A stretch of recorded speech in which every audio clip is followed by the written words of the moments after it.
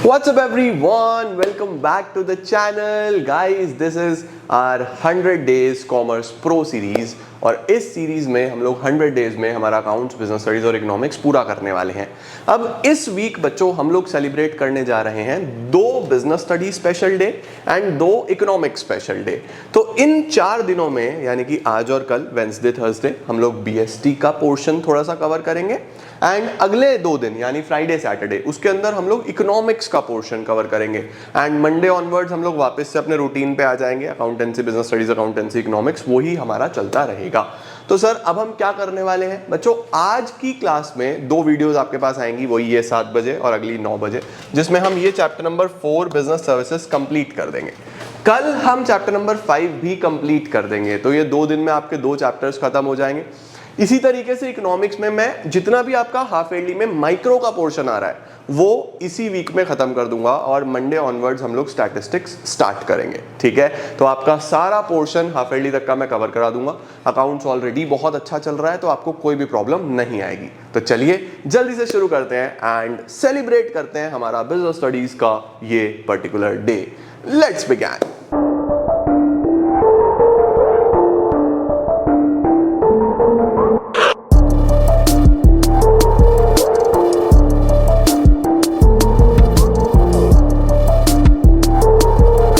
ये वाला चैप्टर बच्चों मेरा one of the favourite chapter है क्योंकि इसके अंदर हम लोग बहुत सारी सर्विसेज के बारे में डिस्कस करते हैं। देखो, जब आप व्यापार करते हो ना, जब आप बिजनेस करते हो तो या आप गुड्स में डील करते हो या आप सर्विसेज में डील करते हो। अब गुड्स में क्या होता है, सामान का लेन देन, है ना, और सर्विसेज में क्या होता है, जैसे मैं पढ़ा रहा हूँ तो टीचिंग सर्विसेज, इसी तरीके से बैंकिंग सर्विसेज इनटेंजिबल होती हैं, सर्विसेज आपको दिखती नहीं है।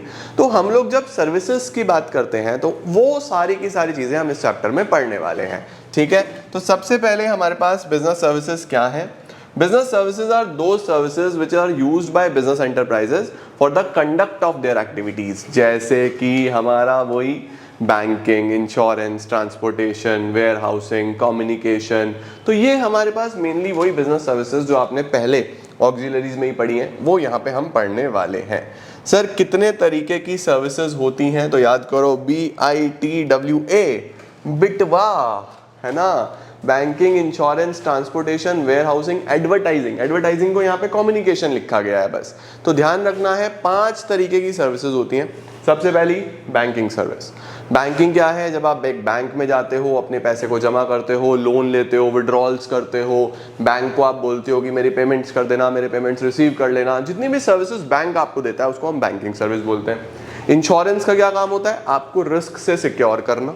लोग मल्टीपल तरीके के इंश्योरेंस कराते हैं, जैसे कि कौन कौन से इंश्योरेंस कराते हैं, fire insurance, life insurance, water के मेराइन इंश्योरेंस होते हैं, हेल्थ इंश्योरेंस होते हैं। तो वो सारी चीजें हम इंश्योरेंस में डिटेल में डिस्कस करेंगे। ये सावधान इंडिया सवाल है, पेपर में पक्का आएगा, इसके बिना पेपर नहीं बनता। तो इंश्योरेंस को मोस्ट इंपॉर्टेंट सावधान इंडिया मार्क कर लेना, इसको डिटेल में आगे पढ़ेंगे। ट्रांसपोर्टेशन का क्या काम होता है, सामान को एक जगह से दूसरी जगह लेके जाना, क्योंकि जो सामान जहां पे बन रहा है वहां से कंज्यूम अलग अलग जगह पे हो रहा है। तो प्लेस ऑफ प्रोडक्शन और प्लेस ऑफ कंजम्पशन अलग अलग होता है। तो प्लेस ऑफ कंजम्पशन तक कौन लेके जाएगा, ट्रांसपोर्टेशन लेके जाएगा। वेयर हाउसिंग क्या होता है, सामान को स्टोर करना, क्योंकि सामान जैसे वीट है, वीट का प्रोडक्शन आज हुआ है तो आज तो सारा नहीं बिकेगा, उसको स्टोर करके रखना है, एक सीजनल प्रोडक्ट है ना। तो वीट तो अगले 6 महीने तक बिकेगा, क्योंकि फिर उसकी अगला जब टाइम आएगा तब फसल होगी। स्टोर कहाँ करेंगे, वेयर हाउसेज में स्टोर करेंगे। Then communication.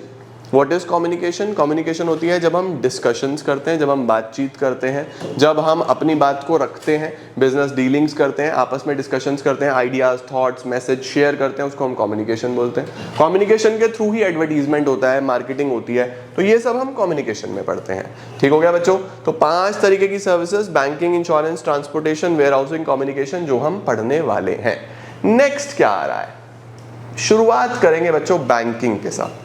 बैंकिंग को अगर मैं आपको ब्रीफ करूं बच्चों, तो 2 प्रकार के बैंक्स आपको देखने को मिलते हैं। एक होते हैं कमर्शियल बैंक्स, जिनके साथ आप पब्लिक डीलिंग करते हो। एक होता है सेंट्रल बैंक, जो इन सभी बैंक्स के पापा होते हैं, मतलब बैंकों का भी बैंक, सरकार का भी बैंक, करेंसी छापने का जिसका काम है, दैट इज सेंट्रल बैंक। हमारे देश में सेंट्रल बैंक कौन है, reserve bank of India. Her country में एक ही सेंट्रल बैंक होता है, हमारा सेंट्रल बैंक कौन सा है, RBI।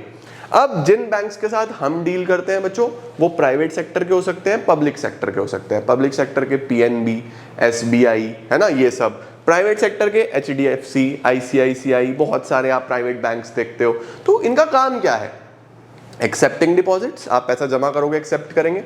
Giving you loans, granting loans, आपको लोन देंगे, है ना, ये सब इनका काम होता है। तो देखो बैंकिंग क्या है? A banking company is one which transacts the business of banking, which means accepting deposits from the public and repayable on demand। उसके साथ साथ lending करते हैं, investments करते हैं, आप चेक से अपना पैसा निकाल सकते हो, ये सब बैंकिंग में आ जाता है।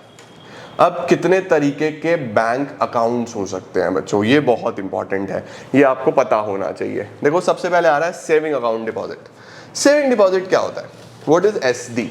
बच्चों सेविंग डिपॉजिट एक ऐसा डिपॉजिट है जो एक नॉर्मल हाउस होल्ड का होता है कि भैया मैं एक हाउस होल्ड हूँ, तो मेरे बहुत सारे पैसे ऐसे होंगे जो मैं घर में नहीं बैंक में सेव करना चाहता हूँ। घर में मुझे लगता है चोरी हो सकते हैं, इधर उधर जा सकते हैं, और बैंक में रखूंगा तो इंटरेस्ट भी मिलेगा।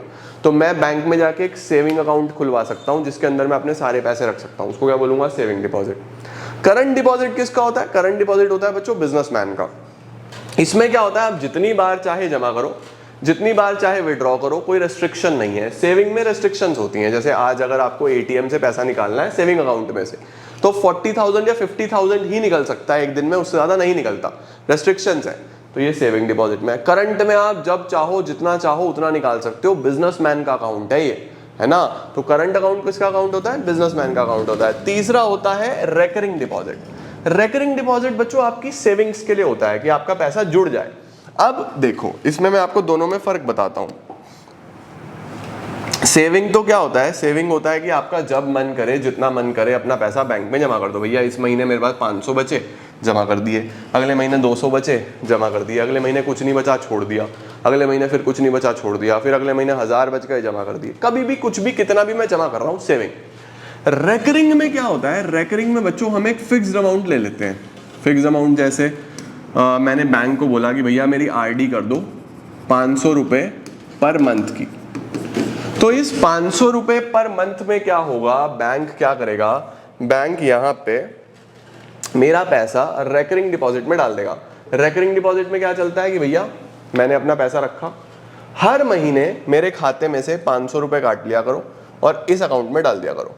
तो आपको खुद से कुछ करने की जरूरत नहीं है, आपके दो अकाउंट हो जाएंगे। एक तो सेविंग हो जाएगा और सेविंग से ही लिंक हो जाएगा आपका रेकरिंग डिपॉजिट। यानी हर महीने आपके सेविंग अकाउंट में से 500 रुपये कटते रहेंगे और इधर जमा होते रहेंगे। सर अगर मेरे सेविंग में वो पैसा हुआ ही ना, तो फिर बेटा आपको वो पैसा जमा नहीं होगा आरडी में। जैसे ही आएगा तो वो रेकरिंग बेसिस पे आपका चलता रहेगा। इसके लिए बैंक आपको रिमाइंडर भी देता है कि आपकी आरडी इस डेट पे ड्यू है, तो पैसा रखना अपने पास। समझे? रेकरिंग डिपॉजिट ये सेविंग के लिए होता है कि वैसे तो मैं पैसा जोड़ नहीं पाता, लेकिन अगर मेरी आरडी हुई भी होगी तो पैसा जुड़ता रहेगा।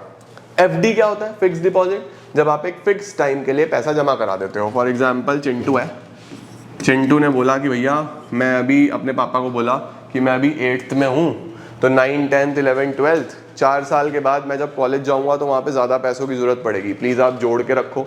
तो इसके पापा ने कुछ पैसे, 1 लाख रुपए उनके पास थे, उन्होंने 1 लाख रुपए 4 साल के लिए एफडी कर दी, फिक्स डिपॉजिट कर दी। फिक्स डिपॉजिट का मतलब एक अकाउंट में फिक्स्ड कर दिया कि भैया ये 1 लाख रुपए हम 4 साल बाद निकालेंगे।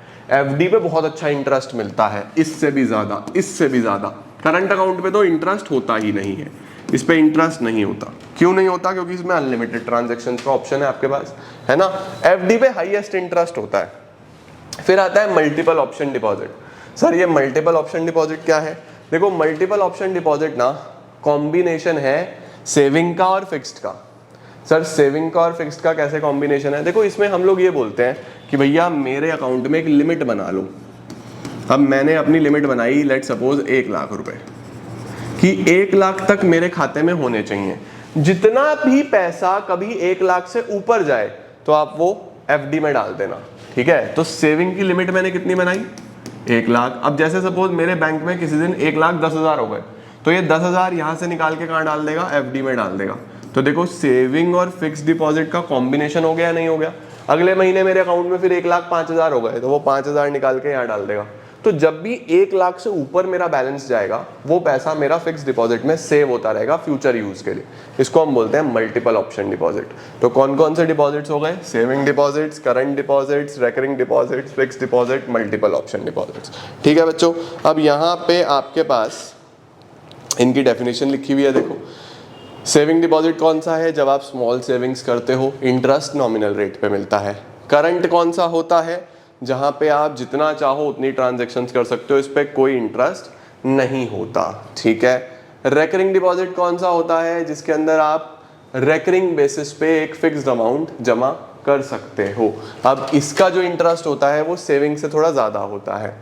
फिक्स डिपॉजिट मैंने आपको बता ही दिया, जब आप फिक्स पीरियड के लिए 1 साल, 2 साल, 3 साल, 5 साल के लिए अमाउंट जमा करते हो, उसको फिक्स डिपॉजिट बोलते हैं। मल्टीपल ऑप्शन डिपॉजिट क्या होता है? मल्टीपल ऑप्शन डिपॉजिट होता है जब सेविंग और एफडी का एक कॉम्बिनेशन होता है, उसको मल्टीपल ऑप्शन डिपॉजिट बोल देते हैं। आई होप आप लोग को बच्चों डिपॉजिट्स वाला पोर्शन समझ में आया होगा। इसके बाद क्या है और क्या क्या बैंक सर्विसेज देता है आपको? देखो, बैंक ड्राफ्ट। बैंक ड्राफ्ट क्या होता है बच्चों? जैसे मुझे कोई पेमेंट करनी है, ठीक है, सपोज मुझे सीए करनी है, तो मुझे institute of chartered accountants of India को पेमेंट करनी है, तो वो बोलते हैं बैंक से ड्राफ्ट बनवा लाओ। तो बैंक क्या करेगा? एक डॉक्यूमेंट बनाएगा, उसके ऊपर लिखेगा टू किसको पैसा जा रहा है? Institute of chartered accountants of India. मेरे खाते से पैसा कटेगा और उनके नाम पे ड्राफ्ट बना के दे देगा। मैं वो ड्राफ्ट उनको जमा करूंगा, उनके अकाउंट में पैसा आ जाएगा। तो ये होता है बैंक ड्राफ्ट। ठीक है सर, ये तो चेक जैसा हो गया। नहीं बेटा, चेक जो होता है वो बाउंस हो सकता है, क्योंकि चेक में क्या है? चेकबुक मेरे पास है, मैं किसी को भी चेक काट के दे सकता हूँ। अब सपोज मेरे अकाउंट में 5,000 है, चेक काट दिया मैंने 15,000 रुपए का, बाउंस हो जाएगा, क्योंकि मेरे अकाउंट में 5,000 है, तो 5,000 का ही मैक्सिमम पेमेंट हो सकता है। लेकिन ड्राफ्ट में क्या होता है? अगर मेरे अकाउंट में 5,000 है तो ड्राफ्ट बैंक जाके बनेगा और बैंक मैक्सिमम बनाएगा ही 5,000 का, क्योंकि मेरे अकाउंट में है ही 5,000, इमीडिएटली मेरे अकाउंट से कट जाएंगे। तो ड्राफ्ट जो है बाउंस नहीं होता बच्चों। उसके साथ साथ बैंक आपको ओवरड्राफ्ट भी देता है। ओवरड्राफ्ट क्या होता है? ये बच्चों हमारा बिजनेसमैन लोगों को मिलता है जिनका करंट अकाउंट है। इसमें क्या होता है? सपोज मैं बिजनेसमैन हूँ, तो मेरी बहुत सारी ट्रांजैक्शंस होती हैं, दिन में 100 बार पैसा आता है, 100 बार पैसा जाता है, बैंक जानता है मुझे, मैं बैंक का एक रेगुलर कस्टमर हूँ। अब ऐसे केस में होता क्या है कि सपोज मेरे अकाउंट में 1 लाख रुपए हैं और मैंने एक चेक काट के दे दिया 1,10,000 रुपए का। भाई मुझे भी याद नहीं रहता, दिन में बहुत बार पैसा आता है, बहुत बार जाता है। बैंक ने देखा कि यार इसके खाते में 1 लाख है, पेमेंट इसने 1,10,000 की कर दी, तो नॉर्मली ये चेक बाउंस होना चाहिए। बट क्योंकि मैं बैंक का रेगुलर कस्टमर हूं, मैं बैंक का बिजनेसमैन वाला अकाउंट है, करंट अकाउंट मेरे पास, तो बैंक क्या करेगा? इसको क्लियर कर देगा और मेरा बैलेंस दिखाएगा माइनस का 10,000। ये जो माइनस का 10,000 है ना बेटा, इसको बोलते हैं ओवरड्राफ्ट। यानी हमने रिक्वायरमेंट से ज्यादा विड्रॉ करा, जरूरत से ज्यादा पैसा निकाल लिया। तो कल जब मेरे अकाउंट में सबसे पहले डिपॉजिट आएगी तो बैंक ये 10,000 सबसे पहले काट लेगा। सपोज सुबह ही 50,000 आए तो बैंक 10,000 काटेगा और मेरे अकाउंट का बैलेंस कितना दिखेगा? 40,000 रुपए। सपोज 3 दिन तक नहीं आए तो बैंक मेरे से 3 दिन का इंटरेस्ट लेगा ओवरड्राफ्ट पे। समझ गए? नेक्स्ट आता है कैश क्रेडिट। कैश क्रेडिट का मतलब होता है बेटा लोन्स। बैंक हमें जो छोटे मोटे लोन देता है वो भी बैंकिंग फैसिलिटीज में आ जाता है। तो बैंक ड्राफ्ट बना के दे सकता है, ओवरड्राफ्ट दे सकता है, नॉर्मल लोन्स दे सकता है, वो कैश क्रेडिट में आ जाता है। ठीक है, लो जी, bank draft, overdraft, cash credit, जल्दी से इसका स्क्रीनशॉट ले लो। ठीक है, उसके बाद आ रहा है बच्चों हमारे पास ई बैंकिंग, आजकल का नया लेटेस्ट टॉपिक जिसको हम बोलते हैं e banking. Sir what is e banking? तो बच्चों e banking, e stand for electronic, यानी कि जब भी हम बैंकिंग आजकल ट्रेन में चलते अपने लैपटॉप से कर सकते हैं, कहीं घूमते फिरते गार्डन से कर सकते हैं। हर इंसान को बैंक जाने की जरूरत नहीं है, सब कुछ वो घर बैठ के एक पीसी हो या लैपटॉप और इंटरनेट हो घर बैठे कर सकता है। इसको हम ई बैंकिंग या इलेक्ट्रॉनिक बैंकिंग बोलते हैं। Internet banking means any user with PC और a browser can get connected to the bank website to perform any of the banking function. ठीक है, इट इज इलेक्ट्रॉनिक बैंकिंग और banking using electronic media. जल्दी से ई banking का screenshot ले लो। आजकल तो यही चलता है, आजकल बैंक कौन जाता है भाई? बैंक हम लोग नहीं जाते आजकल तो बैंक हमारे फोन में। ठीक हो गया, चलो। ई बैंकिंग में क्या क्या सर्विसेज होती हैं बेटा? बहुत सारी सर्विसेज हो सकती हैं, जैसे एटीएम हो गया, पॉइंट ऑफ सेल हो गया। पॉइंट ऑफ सेल का मतलब वो मशीन जो टैप करके आपका पेमेंट हो जाता है। क्रेडिट कार्ड्स हो गए, डिजिटल कैश हो गया, यूपीआई वगैरह, ईटीएफ इलेक्ट्रॉनिक फंड ट्रांसफर हो गया, है ना। तो इस तरीके की सर्विसेज बस आपको नाम पता होना चाहिए, दैट इज इट। ओके, चलो अब देखो सबसे पहले हमारे पास क्या आ रहा है, electronic fund transfer. Electronic fund transfer क्या है, जब हम मनी ट्रांसफर करते हैं एक बैंक अकाउंट से दूसरे बैंक अकाउंट में। अब बच्चों एक बैंक अकाउंट से दूसरे बैंक अकाउंट में ट्रांसफर करने के लिए मेनली दो मोड चलते हैं, एनईएफटी और आरटीजीएस। ध्यान रखना, एनईएफटी क्या है, नेशनल इलेक्ट्रॉनिक फंड ट्रांसफर, और आरटीजीएस क्या है, रियल टाइम ग्रॉस सेटलमेंट। देखो एनईएफटी का सेटलमेंट होने में थोड़ा समय लगता है, आरटीजीएस इमीडिएट होता है, तो आरटीजीएस के चार्जेस भी ज्यादा होते हैं, एनईएफटी के चार्जेस भी कम होते हैं। तो अगर आपको आरटीजीएस कराना है तो वो होगा रियल टाइम, यहां से बटन दबाया उधर पैसा आ गया। एनईएफटी अभी कराया तो 2 घंटे बाद 3 घंटे बाद बैंक एक साथ क्लियर करता है कि दिन में 50 एनईएफटी है, शाम को कर दी सारी क्लियर। समझे? तो देखो एनईएफटी क्या है, nationwide system which facilitates individuals and firms to electronic transfer funds from one bank branch to any other individual having an account. ठीक है, और आरटीजीएस क्या होता है, फास्टेस्ट पॉसिबल वे। ठीक है, आरटीजीएस का जो मिनिमम वैल्यू है बेटा 2 लाख रुपए, आपको ध्यान रखना है, मैक्सिमम का कोई लिमिट नहीं है। क्रेडिट कार्ड, डेबिट कार्ड आप जानते हो, डिजिटल कैश, यूपीआई वगैरह जानते हो, ये बेसिक चीजें हैं जो आपको पता होनी चाहिए। तो ये सब बच्चों हमारे पास कौन सी सर्विसेज में आती हैं, बैंकिंग सर्विसेज में। सर और क्या है हमारे सिलेबस में, हमारे सिलेबस में है बच्चों पोस्टल सर्विसेज। पोस्टल क्या होती हैं, जो आप पोस्ट के थ्रू, वैसे आजकल कम चलती हैं लेकिन फिर भी चलती हैं, जब आप पोस्ट के थ्रू लेटर्स, गिफ्ट्स, अब रक्षाबंधन आने वाला है तो सारी की सारी बहनें जिनके भाई दूर रहते हैं पोस्ट के थ्रू राखी भेजेंगी। तो पोस्टल सर्विसेज में हम लोग मेनली ट्रांसपोर्टेशन फैसिलिटीज देखते हैं। कौन कौन सी सर्विसेज होती हैं, ये आसान है, बस पता होना चाहिए। सबसे पहले मेल पोस्ट में क्या है, जब आप डॉक्यूमेंट्स फिजिकली ट्रांसफर करते हो, डाकिया जाता है और वो लेके जाता है। रजिस्टर्ड पोस्ट में क्या होता है, जहां पे मेक श्योर किया जाता है कि ये एड्रेस पे पहुंच जाए, नहीं पहुंचे तो वापस आ जाए, इसको हम रजिस्टर्ड पोस्ट बोलते हैं। मतलब इसमें इसके कंपैरेटिवली ज्यादा सेफ्टी एंड सिक्योरिटी होती है। तीसरा कौन सा है, पार्सल आप जानते ही हो, जिसके थ्रू बुक्स, गारमेंट्स, रक्षाबंधन, राखी भेजी जा सकती है, पार्सल। कोरियर सर्विसेज बच्चों प्राइवेट भी हैं, सरकारी भी हैं, तो आप गवर्नमेंट के थ्रू भी कोरियर भेज सकते हो और प्राइवेट किसी कंपनी के थ्रू भी भेज सकते हो, ये भी आपका सामान लेके जाते हैं। स्पीड पोस्ट फास्टेस्ट होता है, ये गवर्नमेंट का ही चलता है मेनली, होती तो प्राइवेट भी है लेकिन मेनली गवर्नमेंट का चलता है स्पीड पोस्ट, जिसमें सबसे फास्ट विद इन 24 आवर्स आपका सामान चला जाएगा, कहीं भिजवा दो। Postal facility where the mail reaches the addressee as fast as possible. जल्दी से स्क्रीनशॉट लो पोस्टल सर्विसेज का। देन वी हैव बच्चों टेलीकॉम सर्विसेज। यहां से हम लोग स्टार्ट करते हैं अगली क्लास में। आप पहले यहां तक की 2 सर्विसेज कंप्लीट करो, टेलीकॉम और इंश्योरेंस, ये हम अगली क्लास में करेंगे और चैप्टर को कर देंगे समाप्त। आज ही वीडियो आएगा 9 बजे, ठीक है, तो इसको अच्छे से कंप्लीट करेंगे, आज ये चैप्टर आपका समाप्त हो जाएगा। आई होप आपको बैंकिंग और पोस्टल ये समझ में आ गए होंगे। Thank you so very much guys for joining in. I am gonna see you all super soon. Till then see ya, take care, bye bye, keep growing and keep glowing.